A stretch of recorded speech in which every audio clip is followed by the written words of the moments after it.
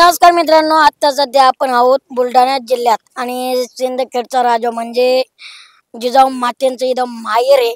आणि बघूया आता सिंदखेडच्या राजाच्या मतदारसंघात नेमकं काय हवं आहे काय नाही.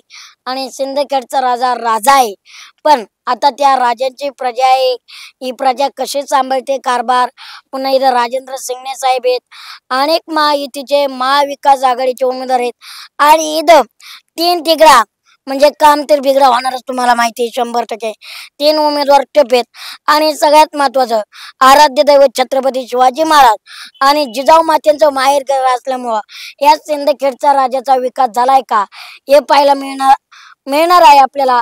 बघूया इथल्या स्थानिक नेत्यांनी काम केले आहेत का नाही आणि राजेंद्र शिंगणे साहेबांचं काम कसं आहे आणि त्यांचं चिन्ह आता तुतारी आहे. तर इकडे जनतेचा कौल घेऊया. आधी चला सगळ्यांकडे भेटूया. नमस्कार मंडळी. नमस्कार. काय म्हणताय, कसं चाललंय वातावरण? छानच चाललंय की. बरं, काय तीन उमेदवार आहेत, कोण कोण टप आहे इकडं? कोण टप म्हणजे काय, ज्या साहेबांनी विकास केलाय ते साहेबच टप आहेत. बरं, आता कोणी विकास केलाय काय वाटतंय? आता विकास म्हणजे सिंदखेड राजा विधानसभा मतदारसंघाचे आमदार डॉक्टर शिंगणे साहेब आहेत. हा, डॉक्टर मग शिंगणे साहेबांनीच विकास केला ना. विकास केलाय का? मग आमचं मत विकासालाच. पण आता तीन आहेत म्हणल्यावर तिकडं होते का? तिकडा कसा होईल हो?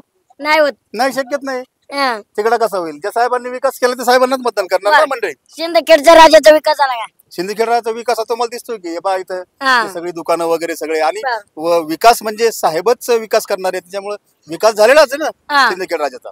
बरं, आता तीन कोण कोण आहेत मैदानात? बरं, डॉक्टर राजेंद्र भास्कररावजी शिंगणे साहेब हा आणि शिवसेनेचे शशिकांत खेडेकर आहेत हा आणि हा. राष्ट्रवादीचे उमेदवार आहेत. बरं, अजितदादा गटाचे. मला एक सांगा, आता साहेब एकदा अजितदादाकडे गेले, परत शरद पवार गटाकडे आले, मग काही संभ्रम वाटतोय का? काहीच संभ्रम नाही आमच्या मनात. हा आमच्या सिंदखेड तालुक्याचा भरपूर विकास झालेला आहे, हा. त्यामुळे आमचे शिंगणे साहेबच यावेळेस 100% निवडून येणार. आता डॉक्टर आहेत, काय वाटतं बरं? मागच्या बारीने जसं स्टिंग ऑपरेशन केलं तर त्या बारी या बारीने होतंय का? 100% होणार. 100%. 100%. बरं, काय वाटतंय तुतारीला इकडे सहानुभूतीची लाट मिळेल का? 100% तुतारीच येणार. आपण इकडे तर धनुष्यबाणांची टप म्हणतायत महायुतीवाले. बिलकुल नाही, शिंगणे साहेबाचाच विकास बोलणार आणि विकासालाच मत मिळणार. हा, शिंगणे साहेबांचं हा. म्हणजे तुतारी वाजणार म्हणायचे. 100% वाजणार. काय महायुतीवर जनता नाराज आहे काय? 100% नाराज आहे, कारण शेतकऱ्याचे प्रश्न आहे ते सोयाबीनला भाव नाही, कापसाला भाव नाही. कारण एकरी आता 3 आणि 4 पोते सोयाबीन होऊन राहिली, भाव 4,000 रुपये, सोमनीला 3-3.5 हजार रुपये खर्च लागून राहिला. बा त्याच्यामुळे 100% महायुतीवर राग आहेच. आपण मोदी साहेबांनी तर कालच म्हणल्यात 6,000 रुपये भाव देणार आहेत. कधी देणार आहेत भाव? कालच म्हणले ना सभेत. आतापर्यंत इतके वर्ष झाले, इतके दिवस हा. झाले, अजून भाव नाही. कधी देणार आहेत भाव? आता काल म्हणले आणि लाडकी बहीण योजना आणली, काय फायदा होतोय का? आणि लाडक्या भावाचं काय आहे मग? हा. लाडके भाऊ फासावर चढायला लागले ना. बर, हा? म्हणजे लाडक्या भावांचा काय फायदा होत नाही का? लाडक्या भावाला काय, ते सिलेंडरचे भाव किती वाढले, बरोबर आहे. साखर किती वाढली, तेल किती वाढलं. अहो, आधुनिक काळात जगलं पाहिजे, मोदी साहेबांचं म्हणणं आहे. आधुनिक काळाने आणि लाडके भाऊ चालले हा. भिक माग, लग्न नाही व्हायला लागले पोरायचे.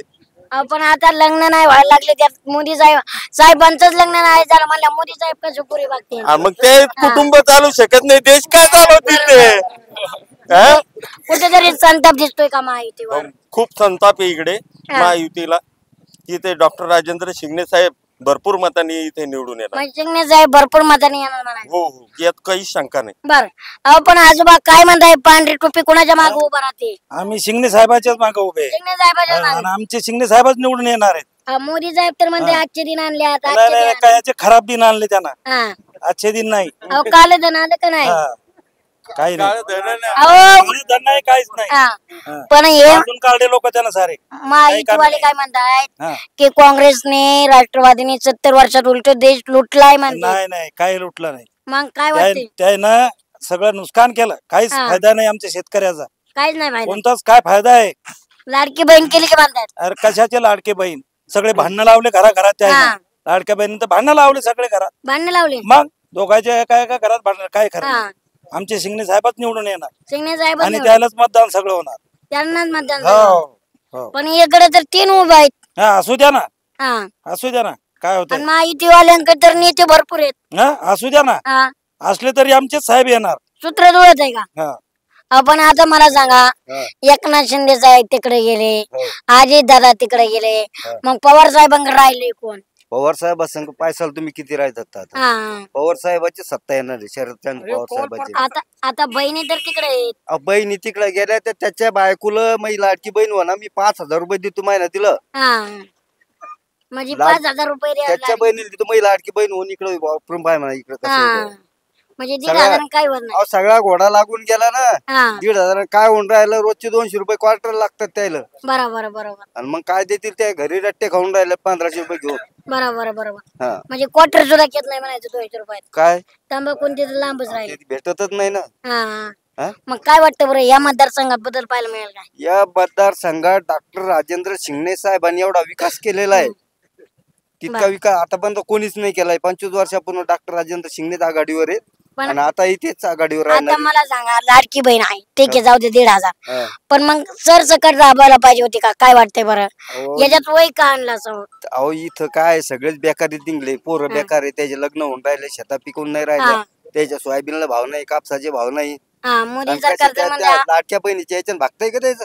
नाही नाही नाही नाही. मग पण मोदी सरकार तर म्हणते आमच्यासारखा देश कोणी समृद्ध त्या केला नाही. चोरटीच्यानं काय दिलंय, कापसाचे भाव कुठल्या कुठं आणून ठेवलेत त्यानं. बरोबर बरोबर. हा पेन्शन काढून घेतलेत लोकांच्या. हा, हा ज्या पेन्शन भेटत त्या बंद करून टाकल्या. काल धन बंद केलंय, काल धन. काल धन कशाचं बंद केलं, त्याचे घर भरून राहिलेत ते. हा हा. हा हे खोके वाटून गेले, तिकडे पळून गेले त्याने.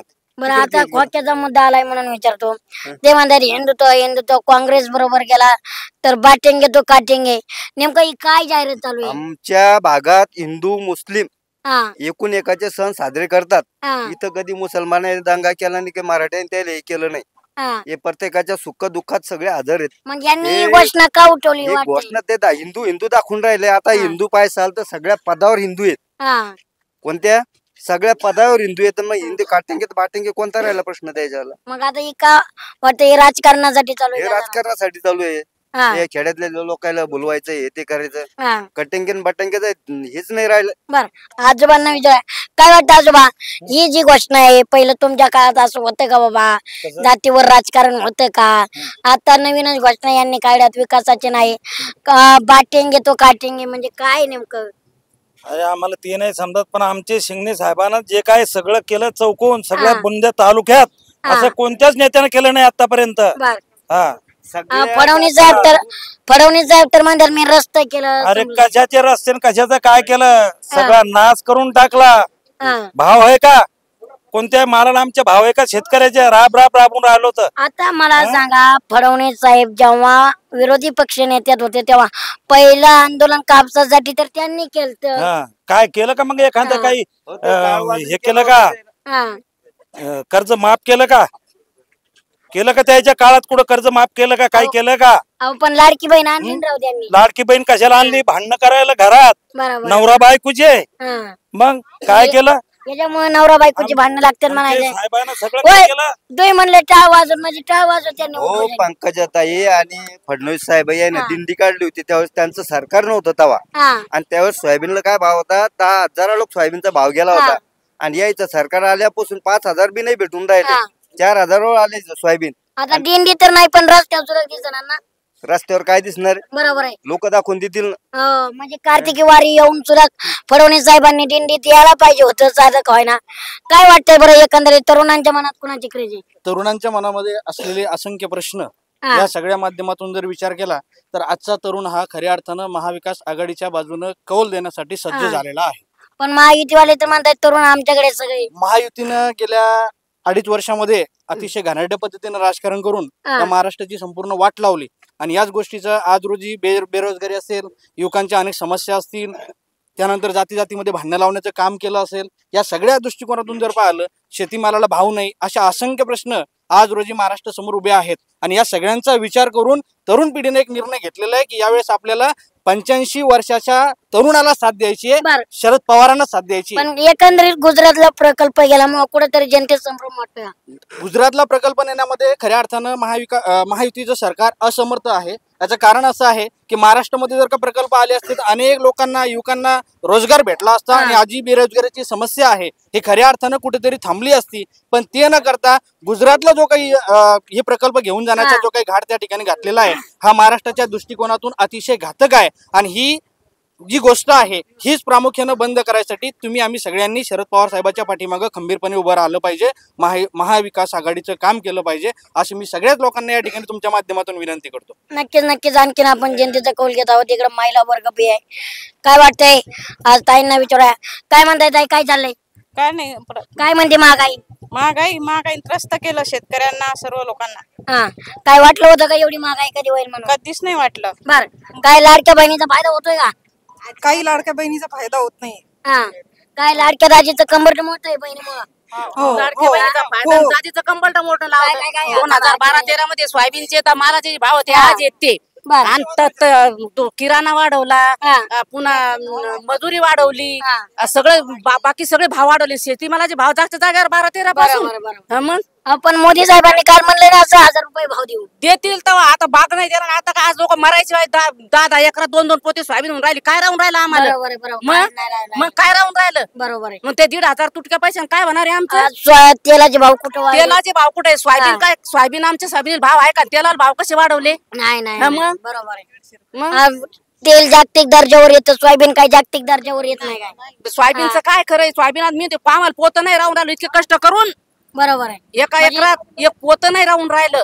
सर्वसामान्य जनता आज महागाईने त्रस्त आहे. मग बरं, काय वाटतं महिला वर्ग कुणाच्या मागे राहत आहेत? महिला वर्ग आमच्या पवार साहेबाच्याच मागे राहणार आहे. पवार साहेबांच्या. हो, यांनी त्यांनीच मागे भाव वाढवले होते. सोयाबीनचे भाव 2013 कर्जमाफी केली. भाव सोयाबीनचे तेव्हा 7,000 भाव होते. आणि आज काय भाव आहे? पण तेव्हा परवणी साहेबांनी आंदोलन केलं. मग आंदोलन केलं. मग आता आंदोलन करताना दिसत आहेत का कुठे? नाही ना, मग करायला पाहिजेत ना लोकांना. काय भाव चालू आहे आता सध्या सोयाबीनचा? 3,000, 2,500, 3,000 भाव. अनुदान देणार आहे तुम्हाला? कशाचे अनुदान देणार आले? हे लोक देतात का अनुदान? नाही देते. हे शेतकऱ्याला मारून राहिले फक्त, दुसरं काय नाही. आमच्या शेतकऱ्यासाठीच भांडण आहे. बरोबर आहे. शेतकरी जगला पाहिजे. शेतकरी नाही जगला तुम्ही काय खासाल? बरोबर आहे. मला सांगा, आज गॅस सिलेंडर मोफत देऊ म्हणले होते, दिले का? नाही दिले अजून. नाही.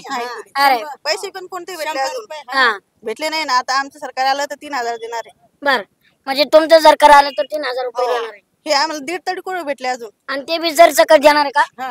हो, सरसकट. बर, काय वाटतं बरं एकंदरीत महिला वर्ग आज सुरक्षित वाटतोय का? बिलकुल नाही. बीजेपी नाही. अहो, सरकार तर म्हणते आम्ही महिलांसाठी नाही. आमच्या शेतीतले सगळे जण सगळे पैसे घेऊन जातात. खतावाला नेतो, मजूर नेतो, सगळे. तर शेतकऱ्याला काहीच उरून नाही राहील. बरोबर. शेतकऱ्याला फक्त काळी जमीन आहे. काळी जमीन बस. बरोबर. एकंदरीत नक्कीच आपण जनतेचा आणखीन कौल घेतोय.